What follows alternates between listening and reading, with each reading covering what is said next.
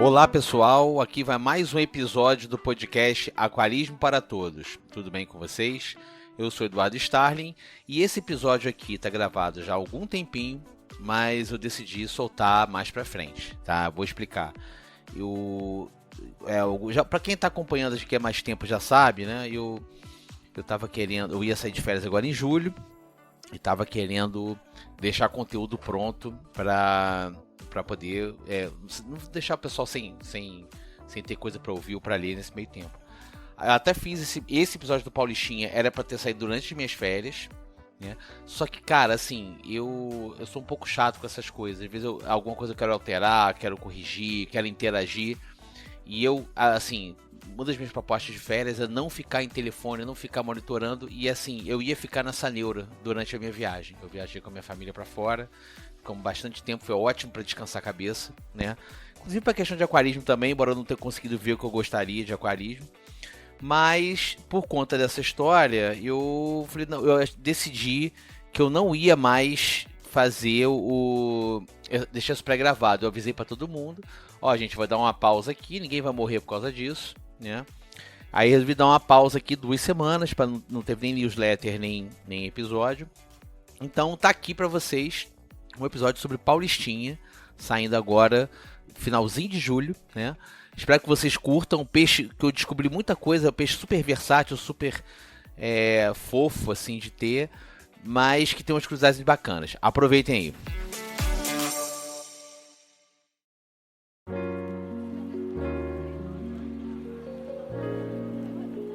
Então vamos falar sobre o Paulistinha, que é um dos peixes mais populares, mais presentes no aquarismo, né? E tem algumas coisas interessantes que vocês vão ver mais pra frente.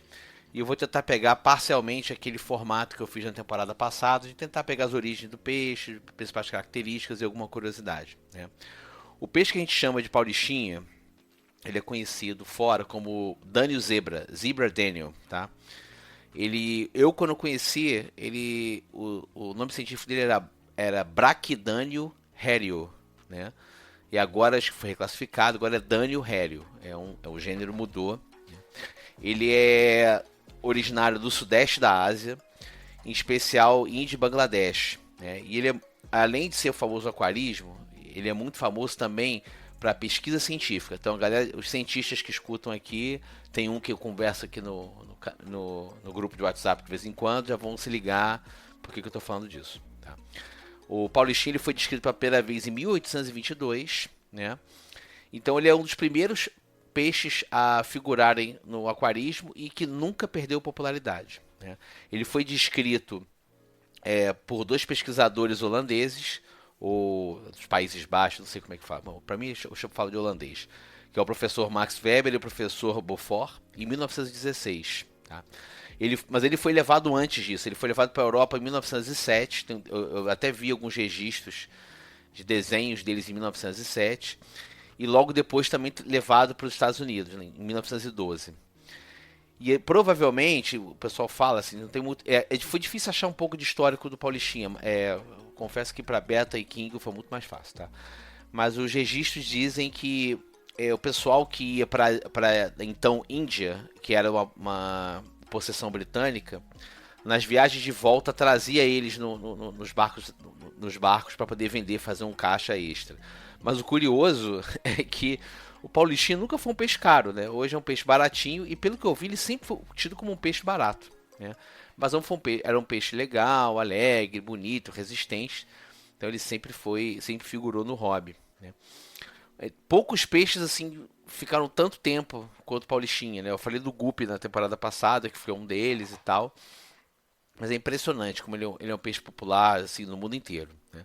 O interessante dele é o seguinte, porque ele é tido tendo como origem ali Paquistão, Índia e Bangladesh, né, que era o grande império da Índia lá na época dos ingleses, mas também encontrado em outros lugares, tipo Nepal, Butão, Mianmar, etc. O Sudeste da Ásia como um todo, né?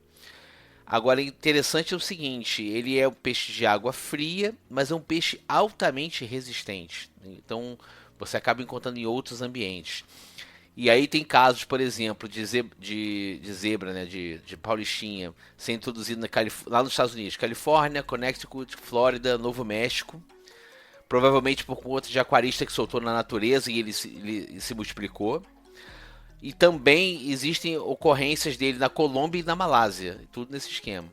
E aí não sei se vocês lembram quando eu falei de beta, o beta tem essa situação também. Se bobear, tem beta do mundo inteiro aí, né? Agora, como é que é o paulistinha? O paulistinha ele tem como característica um corpo compridinho, não passa de 6 centímetros, no máximo 6 centímetros é pequeno, com várias listas pretas horizontais, por isso que é chamado de Dânio Zebra. E aqui é paulistinha porque são as listas da bandeira do estado de São Paulo. Por isso que ele ganhou esse apelido de paulistinha. É um peixe ativo, é um peixe sociável, um peixe resistente, que gosta de viver em cardume, então por isso ele é muito indicado para aquário comunitário.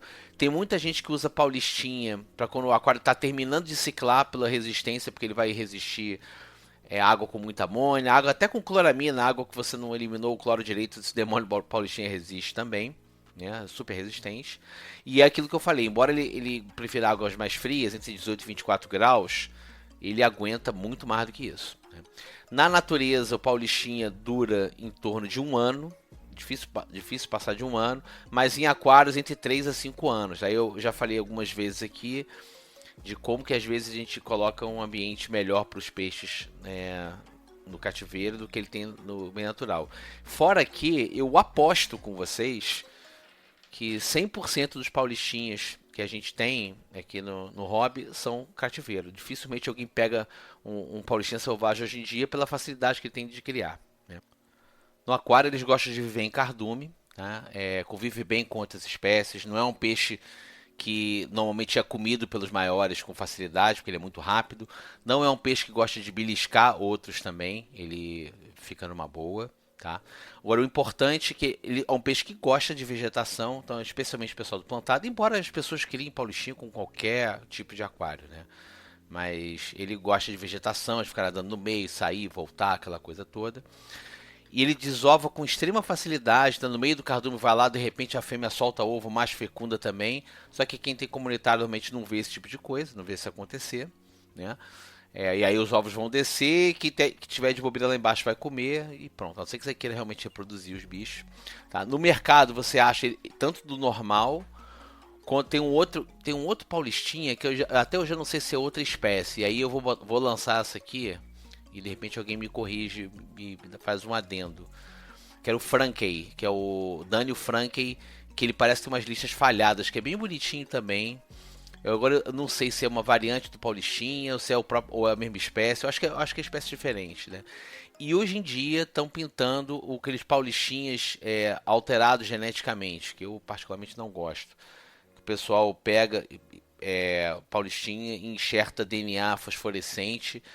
E aí você vê paulistinha amarelo fosforescente, a rosa fosforescente, laranja fosforescente. Tem gente que ama, eu particularmente não sou muito a favor. Não compraria aqui, tá? No aquário, eles aguentam pau para toda obra. O que se fala é água entre 6,5 e 7,5, ou seja, ácida, neutra e alcalina. A dureza também de mole a dura, não pode ser muito dura, tipo aquário de lago africano, mas assim, aguenta basicamente tudo. Recomenda-se basicamente o de sempre, né? Trocas parciais regulares, monitorar amônia e nitrato, embora ele seja realmente muito resistente, né? Eles comem de tudo, então não tem menor problema com a alimentação. Você vai dar flocos, ele vai comer. Você vai dar artêmia, ele vai comer. Você vai dar comida congelada, vai comer vegetal. Tudo que você der para ele, vai comer. Ele come basicamente tudo. Em termos de reprodução, foi o que eu falei. É bom ter um cardume no aquário. Em algum momento eles vão desovar e vão fecundar ou vai cair. E eu já vi livro, aí eu não sei, tá? Até porque não é uma coisa que eu pesquise. Eu nunca tinha pensado em reproduzir paulistinha em casa, né? Mas o pessoal coloca, são bolas de gude, faz o substrato com várias bolas de gude, porque eles vão desovar, os ovos vão cair ali no meio das bolinhas de gude e os pais não conseguem ir lá comer. Depois você separa os pais e cria os alevinhos ali. E aquela coisa, né? De 48 a 32 horas vai nascer. No início você dá infusório, que é aquela água separada com uma folha amarela cheia de micro-organismo. Depois de um tempo que ele estiver maiorzinho, você dá náuplia de artêmia, que é tranquilo também, tá? Aí, em termos de alimentação, acho que não tem grandes problemas, não. Agora, o mais interessante do Paulistinha, que eu acho que vai tomar a maior parte da pauta, são as curiosidades acerca do Paulistinha. E aí, por que o Paulistinha é famoso? Ele é famoso porque ele é um peixe sociável? É.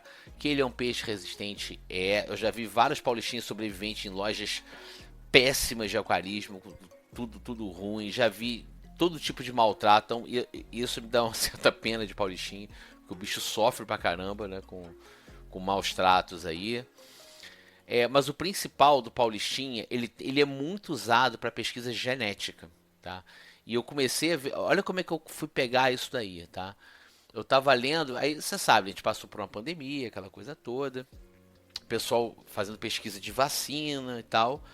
E aí eu tava lendo uma matéria, nem era sobre pesquisa de vacina de Covid não, era de uma outra vacina qualquer, que estava falando sobre o peixe, usando peixe para pesquisa. Eu achei, deixa eu ler isso aqui e tal. E tinha uma foto, e aí era um outro peixe qualquer, que falaram o nome, agora eu não estou lembrando qual era o peixe que falava, e uma foto de um paulistinha. Eu falei, cara, não é possível. Isso aí não é um peixe tal, esse é um paulistinha, né? E aí eu fui ler a matéria, fui ler cada item da matéria, aí eu vi que foi uma matéria mal traduzida, fui ver o original da matéria, e eu vi que na matéria original ele falava desse outro peixe que eu não tô lembrando qual é, mas falava que o Daniel, o Zebra Daniel, era utilizado na pesquisa genética, né, daquela vacina XPTO. E aí que eu comecei a mergulhar nas curiosidades do Paulistinha, né? Por que que o Paulistinha ele é tão famoso nessa questão genética aí? E assim, nessa brincadeira, eu cheguei numa lista de 10 curiosidades sobre os Paulistinhas. E eu vou botar o link disso aqui no episódio para vocês lerem depois. E tem o link das curiosidades e o link do link. Tem fonte, tem tudo, tá? Primeira curiosidade, que o Paulistinha é um dos animais, aí não é só peixe, mais usados para fazer estudo genético e estudo ambiental, tá? Desenvolvimento ambiental. Por que isso? Porque primeiro, que ele tem uma característica que o Paulistinha, que é muito peculiar do Paulistinha, que poucos peixes têm, que é de regenerar órgãos. Tá? E eu li algum outro link aqui que eu vou colar também.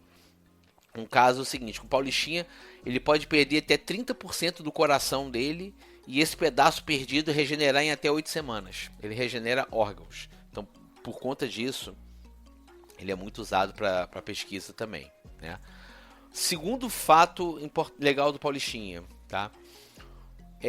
Os embriões e os ovos, basicamente, né? São transparentes, tá? E aí, por conta disso, eles são facilmente observáveis por microscópio e manipulados. Então, por conta disso, para estudo genético de formação, etc e tal, eles pegam um ovo de Paulistinha, porque pelo fato de ser transparente, eles conseguem ver tudo, ver todos os detalhes do embrião no microscópio e tal. E é um animal que desenvolve rápido, né? Porque assim, reproduz muito. Uma desova de Paulistinha pode ter até 200 ovos por desova. A fêmea desova, a fêmea madura desove toda semana, mais ou menos essa quantidade de ovos. E o embrião chega à idade adulta de 2 a 3 meses. Então, por conta disso, qualquer tipo de estudo, você consegue ver o impacto dele rapidamente.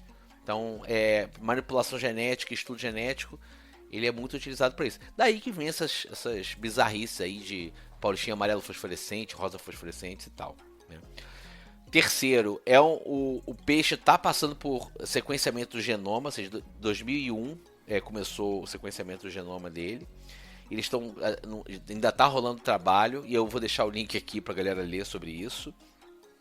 E nesse trabalho de sequenciamento do genoma, eles descobriram que a estrutura aí, gente, desculpa a ignorância, eu não entendo, eu só sei genética que eu aprendi na escola, tá?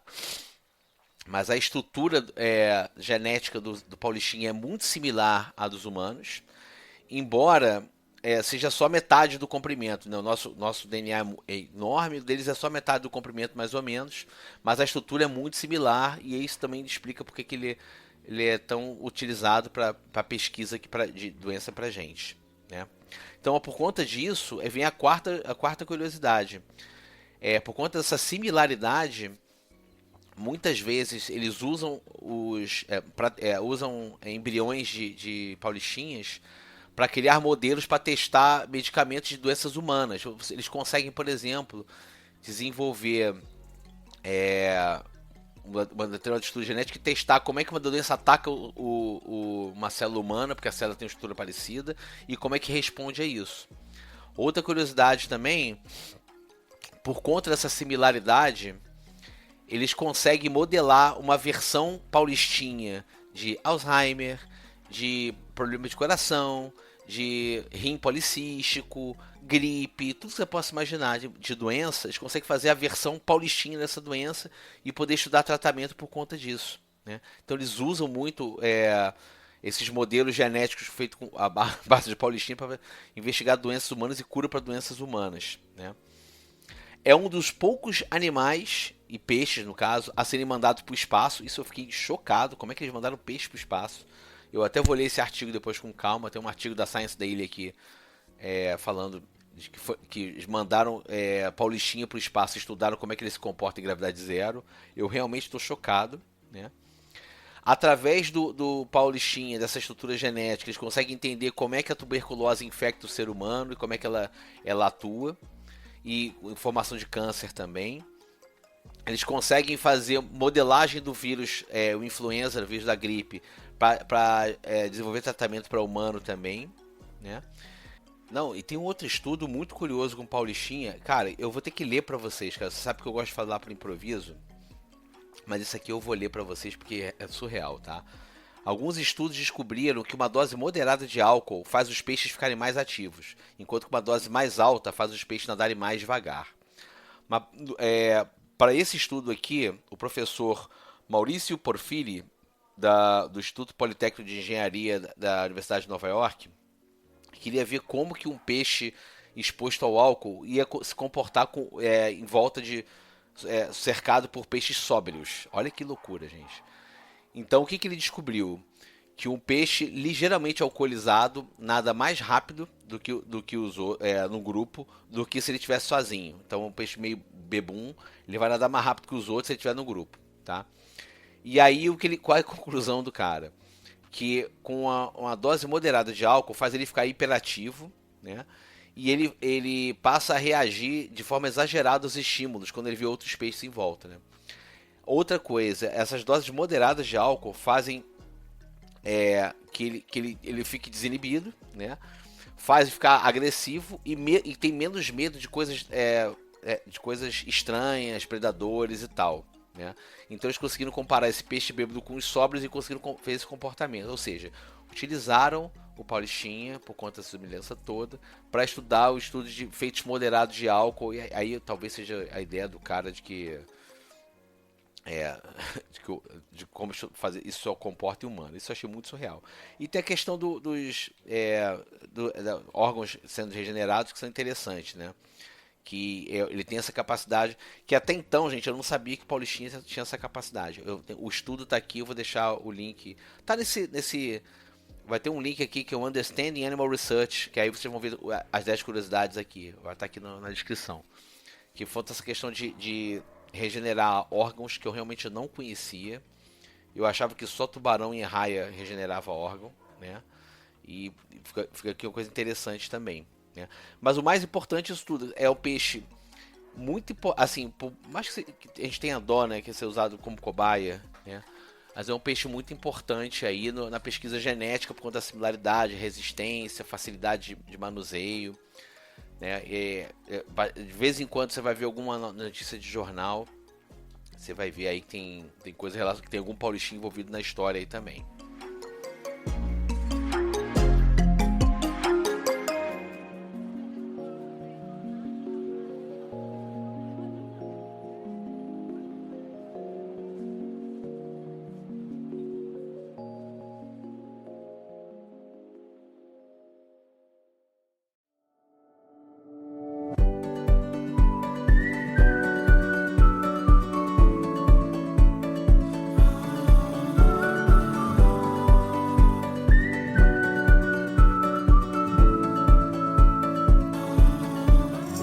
Então, gente, essa pauta ficou mais curta mesmo. Paulistinha é um peixe que, assim, não tem tanta história como tem os outros que eu falei na segunda temporada, mas é um peixe muito importante.